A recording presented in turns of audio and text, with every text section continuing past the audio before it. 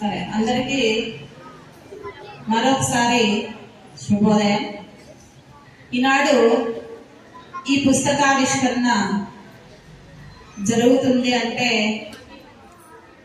మాకు వెన్నుదన్నుగా మన హెచ్ఎం మేడం గారు ప్రతి కార్యక్రమానికి మాకు ఎంతో సపోర్ట్ ఇచ్చి మమ్మల్ని ముందుకు నడిపిస్తుంది. అందుకు నేను ముందుగా మేడం గారికి ధన్యవాదాలు తెలియజేసుకుంటున్నా. ఎందుకంటే చాలా స్కూల్లో నేను ఇప్పటికీ 4-5 స్కూల్లో పనిచేసి వచ్చినాను. ఎక్కడ ఇంత సపోర్ట్ అనేది దొరకలేదు. సపోర్ట్ ఇస్తే సాధించలేనిది ఏమీ లేదు. ఆ సపోర్ట్ దొరకడమే మన అదృష్టం.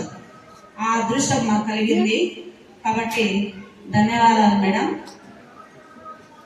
ఈరోజు ఈ పుస్తకాన్ని ఆవిష్కరించాలంటే చిన్న పిల్లలు, మన పాఠశాలలో 6వ తరగతి విద్యార్థులు, వాళ్ళు తయారు చేయడం అనేది చాలా గ్రేట్.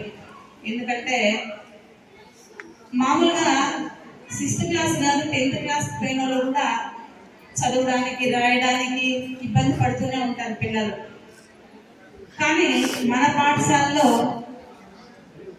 చాలా తెలివైన పిల్లలు ఉన్నారు. ఆ పిల్లల్లో ఆ నైపుణ్యాన్ని బయటకు తీయడమే మా ఉపాధ్యాయుల యొక్క కర్తవ్యం. కాబట్టి మేము ఈసారి ఏదో చిన్న ప్రయత్నంగా ఈ పుస్తకాన్ని ఆవిష్కరించడానికి ప్రయత్నం చేసినాం. ఆ ప్రయత్నంలో చిన్నపిల్లలు ఏవైనా పొరపాట్లు చేసినా, ఏదైనా చిన్న తప్పులు చేసినా కూడా వాటిని సహృదయంతో ఉపాధ్యాయులు ప్రోత్సహించాలని కోరుతున్నాం, మన్నించాలని కోరుతున్నాం, మన్నించి ప్రోత్సహించాలని కోరుతున్నాం. ఎందుకంటే తెలిసి తెలియని వయసు.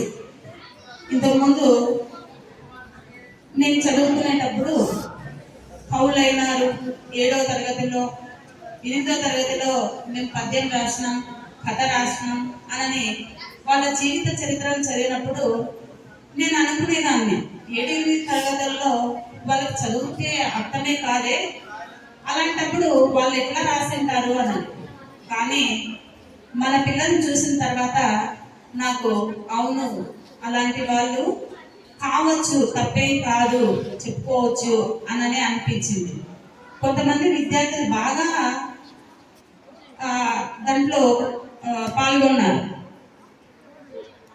ఒక్కొక్కరు ఒక్కొక్క అంశాన్ని తయారు చేసినారు. కథలు రాసినారు, పాటలు రాసినారు, పదకోశం రాసినారు, యాత్రా రచనలు చేసినారు, తర్వాత సంభాషణలు చేసినారు, చిత్రాలు. ఆ చిత్రాలు అయితే ఎంత బాగా గీస్తున్నారంటే మేము ఎన్నో రోజుల క్రితం అనుకోలేదు. ఒక నెల క్రిందట మాత్రమే అనుకున్నాం. సంవత్సరం మొదటి నుంచి అనుకొని ఉంటే ఇంకా ఎంత గొప్పగా చేసిండే వాళ్ళమో. కానీ ప్రస్తుతానికి ఇప్పుడు కూడా బాగానే చేస్తున్నామని నాకు కొద్దిగా సంతృప్తి ఉంది. ఇంకా టైం ఉంటే ఇంకా బాగా చేసిందచ్చు. చిత్రాలు బాగా గీస్తున్నారు. మరి